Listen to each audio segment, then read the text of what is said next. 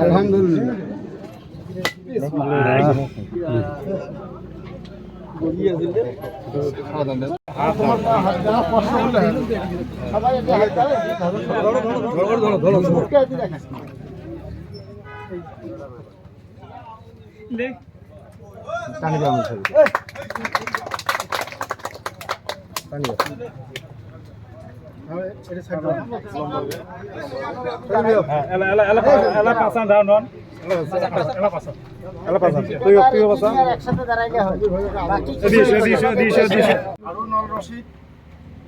আমাৰ ভাতিজা সিৰাজুল হক সাহেব মজিবুৰ ৰহমান তেখেতক সম্বৰ্ধনা জনাৰ বাবে অনুৰোধ জনাইছোঁ।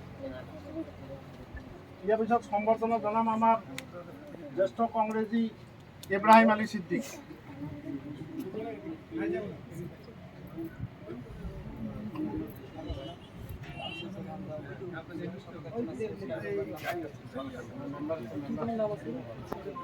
ইয়াৰ পিছত আমি আমাৰ যেহেতু এসও আছে, জুনিয়ৰ ইঞ্জিনিয়াৰ আছে, মই ইহঁতক অনুৰোধ কৰিম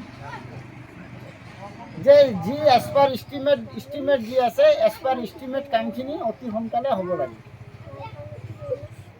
কাৰণ আমি পলিটিকেল লিডাৰবিলাকো আমিও মানে নিৰ্বাচনৰ আগমুহূৰ্তত অলপ পাব্লিচিটি ল'ব বিচাৰোঁ। মই খোলাখুলি কৈছোঁ, সন্মুখত পঞ্চায়ত নিৰ্বাচন আছে নহয় জানো? তো মই সেইকাৰণে ঠিকাদাৰক কৈছোঁ কামখিনি যেহেতু এতিয়া আৰম্ভ কৰিব যাতে খৰতকীয়া কৰে আৰু কামখিনি যিখিনি এজ পাৰ ইষ্টিমেট আছে সেইমতে কৰে। আৰু ইয়াত যিহেতু আপোনালোকে বহুত মানুহ আজি ইয়াত উপস্থিত হৈছে, মই ভবাতকৈ বহুত বেছি।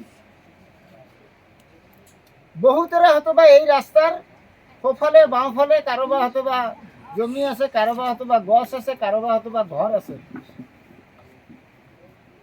অলপ আগুৱাই গ'লে ঠেক অঞ্চল আছে, ঠেক ঠাই আছে। আপোনালোকে আমাৰ যিখিনি ৰাস্তা হওঁতে যিখিনি আমাৰ প্ৰয়োজন সেইখিনি যাতে আপোনালোকে উলিয়াই দিয়ে, যাতে সেই কাম কৰাত যাতে অসুবিধা নহয়। আপোনালোকে যদি ৰাস্তাখিনি যিখিনি আমাৰ মেজাৰমেণ্টত আছে সেইখিনি যদি এৰি নিদিয়ে তেনেহ'লে ঠিকাদাৰে আকৌ কি কৰিব, কাম আধাতে থৈ দি ইহঁতে লেং পাতি বহি থাকিব।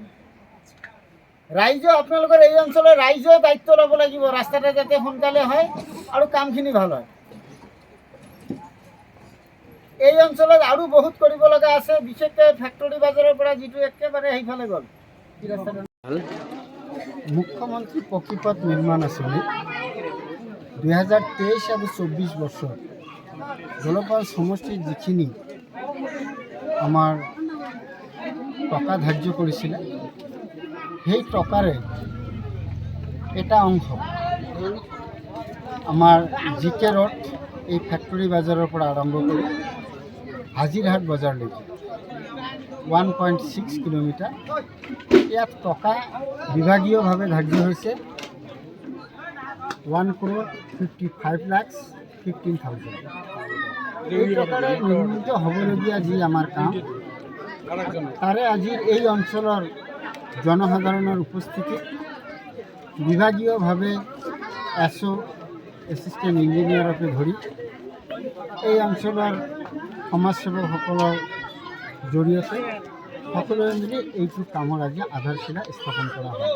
আৰু সমূহীয়াভাৱে সকলোৱে এটা মতত উপনীত হ'লে যে খুব সোনকালে কামখিনি হ'ব লাগে আৰু এজ পাৰ ইষ্টিমেট যাতে কামখিনি কোনো ধৰণৰ কম বেছি নহয়, এইটো আমাৰ এই অত্ৰ অঞ্চলৰ ৰাইজৰ দাবী আছিল।